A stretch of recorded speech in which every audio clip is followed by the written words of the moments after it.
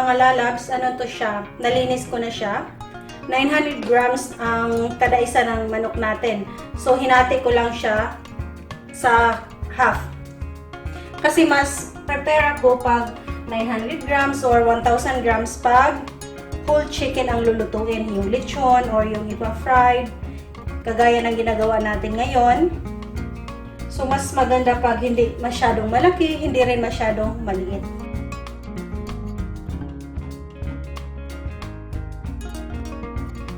So, ilagay lang natin yung mga ingredients natin para pang marinate.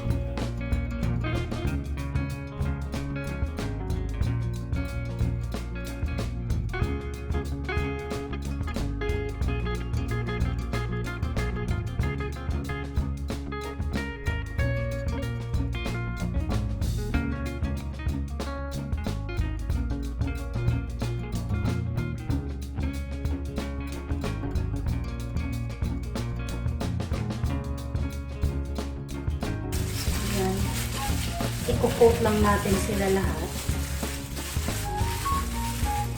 Yung lemon natin, hindi lang siya pampalasa, pang ano din natin, tanggal nung amoy nung patis na hinalo natin.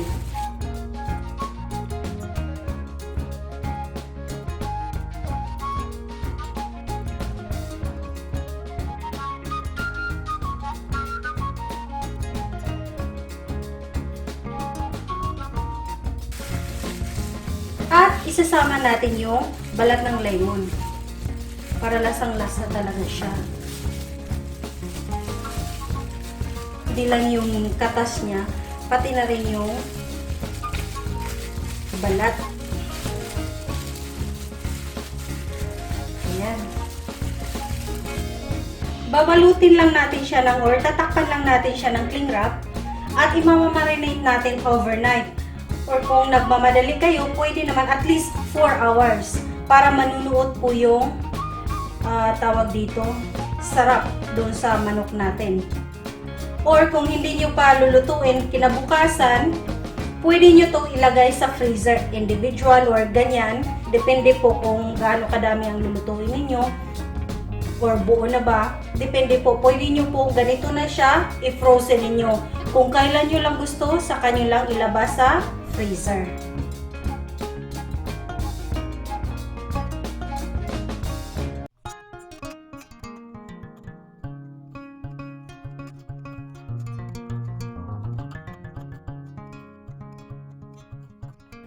Ayan po, ready na siya.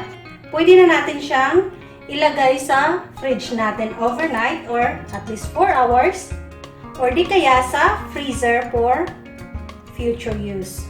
Okay?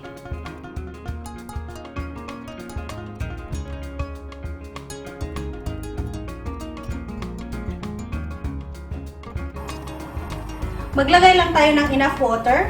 Tapos sa asin, medyo damihan natin ng konti. Medyo gawin natin ang maalat-alat para po ma-absorb ng chicken natin.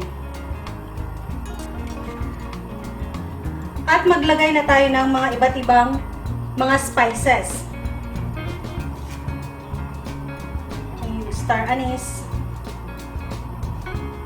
Yung paminta. Pamintang buo. Tapos yung dahon. Bay leaves. Tapos ito namang basil na dried po siya. Pwede po kayong gumamit ng fresh. Tanglad. Tapos, ito po sa ano natin, berdeng sibuyas natin, isama po natin yung roots. Garlic at onion. Pakuluan lang natin to hanggat po ano siya, mag-iba yung kulay. Yung parang nagagawa tayo ng tsaa. Para po yung mga spices natin mag-infuse doon sa water natin. Takpan lang po natin at papakuluan. Ayan mga lalabs, kung napapansin nyo, nagkukulay tsaa na siya. Nag-i-infuse na yung spices natin. Next, ilagay natin yung marinated chicken natin.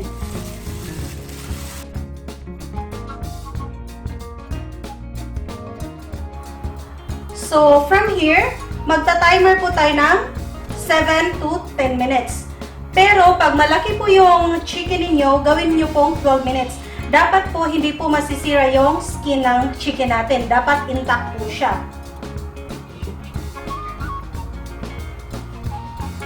So, tapos na yung timer natin. Papatayin na natin yung apoy. Hahanguin lang natin siya at papatulugin. At the same time, papalamigin po natin siya.